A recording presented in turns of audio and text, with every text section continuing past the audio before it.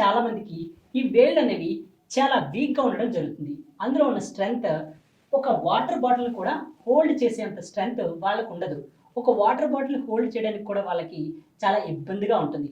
So ఇలాంటి వాళ్ళ కోసం మనం ఈరోజు మన ఎక్సర్సైజెస్ని ప్రాక్టీస్ చేద్దాం. దీనికోసం మీరు అబ్జర్వ్ చేస్తే ఈ ఫింగర్స్ కోసం వైడన్గా ఈ ఎక్సర్సైజ్ అనేది ఉపయోగపడతాయి. ఒక్కసారి అబ్జర్వ్ చేస్తే వైడ్గా మీ ఫింగర్స్ని ఓపెన్ చేయండి. తర్వాత ఎగ్జేల్ చేస్తూ టైటన్ చేయండి. ఇన్హేల్ చేస్తూ ఓపెన్ చేయండి. ఎగ్జేల్ చేస్తూ టైటన్ చేయండి. Inhale exhale, inhale exhale, inhale exhale. స్లోగా మీ ఫింగర్స్ని రిలాక్స్ చేయండి. మీ హ్యాండ్స్ని ఇన్హలేషన్ ఎగ్జలేషన్ తీసుకోండి.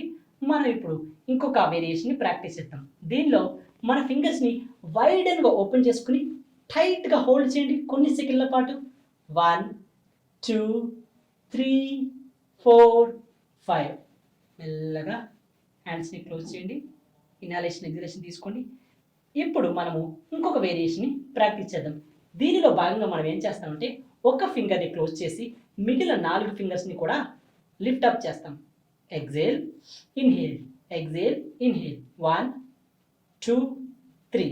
ఇదేలాగా వేరే ఫింగర్స్ని కూడా క్లోజ్ చేసి మిగిలిన ఫింగర్స్ని లిఫ్ట్ చేస్తాం. 1 2 3 4 5. సేమ్ అదేలాగా ఇంకొక 2 ఫింగర్స్ కూడా క్లోజ్ చేసి సింగిల్ ఫింగర్ని 1 2 3. అలాగే డబుల్ ఫింగర్స్ని 1 2 3.